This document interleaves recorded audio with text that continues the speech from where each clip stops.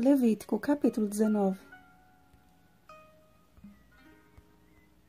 Guardareis todos os meus estatutos e todos os meus juízos, e os cumprireis. Eu sou o Senhor. Versículo 37. Na providência de Deus, instruções foram estabelecidas e leis instituídas, a fim de que o seu povo permanecesse separado dos demais povos da terra. O atributo divino que mais se destaca em toda a Bíblia foi requerido daqueles que representam a Deus. Santos sereis, porque eu, o Senhor, vosso Deus, sou santo. A santidade coloca em ordem as prioridades estabelecidas por Deus e rejeita as estabelecidas pelo homem.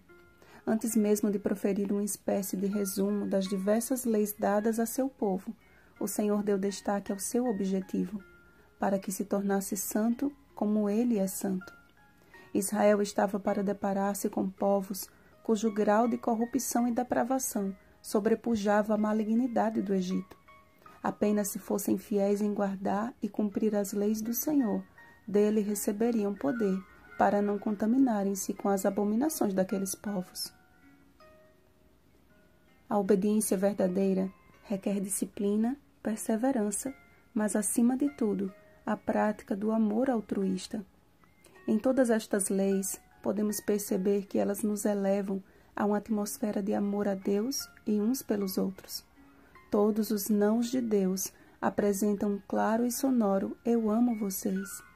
Se apreciássemos devidamente as Escrituras como um tesouro de inestimável valor, nossos ouvidos compreenderiam e nossos olhos se abririam para ver que, ainda que algumas leis tenham sido criadas apenas para o antigo Israel, outras prevalecem em sua eterna força normativa e todas elas apresentam princípios que não se invalidam com o tempo.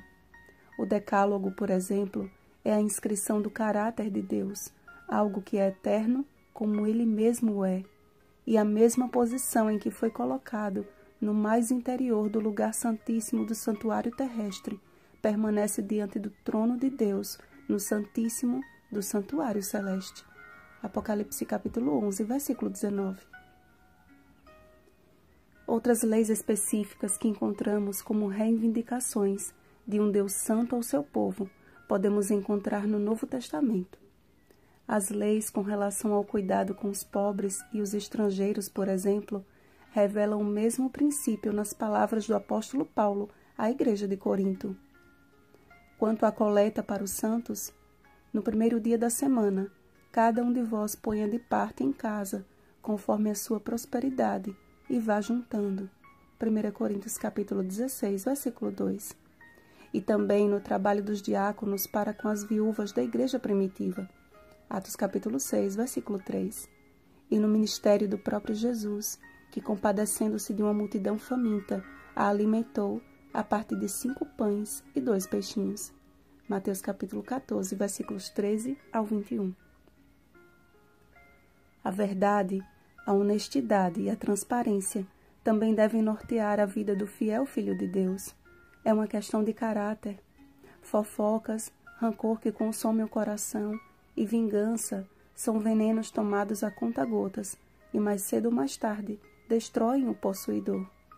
O mesmo princípio destacado no verso 17 do capítulo de hoje, Paulo aplicou ao perceber a insensatez de Pedro.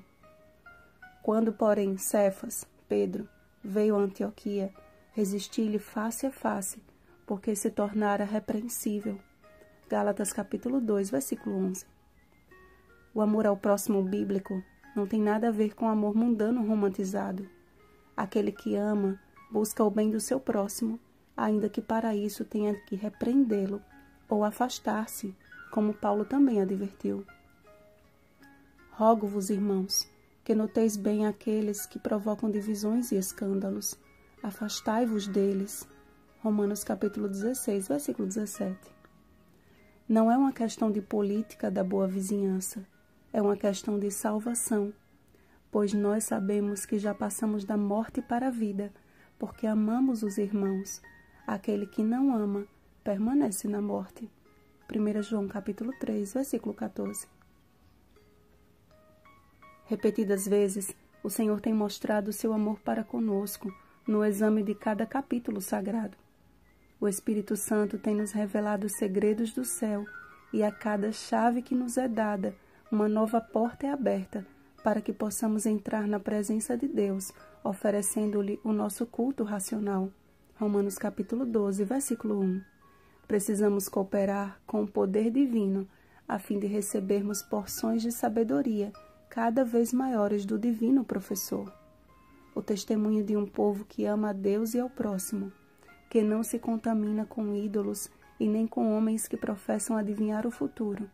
Um povo que guarda os sábados do Senhor como um sinal de que pertence ao Criador do universo, que trata com respeito os seus progenitores e anciãos do povo, que teme a Deus e pratica a justiça. Será este povo que terminará a derradeira obra do Senhor na terra. Nele cumprir-se-á a profecia de Isaías.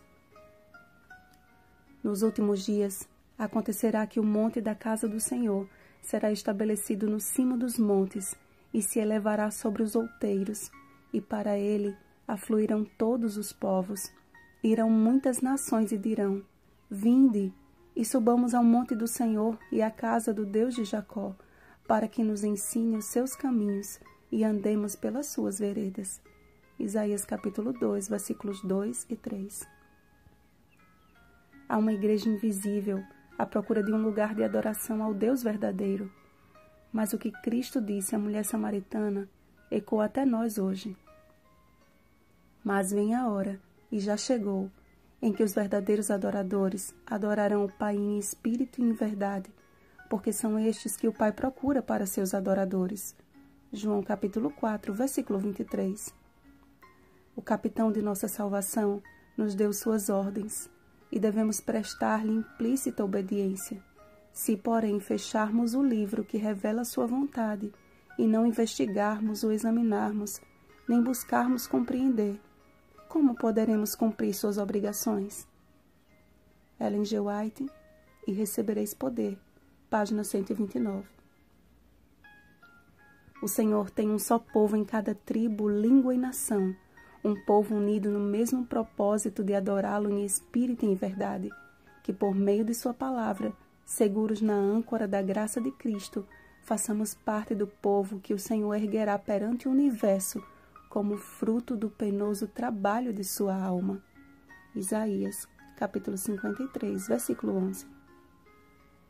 Bom dia, povo de propriedade exclusiva de Deus. Rosana Garcia Barros.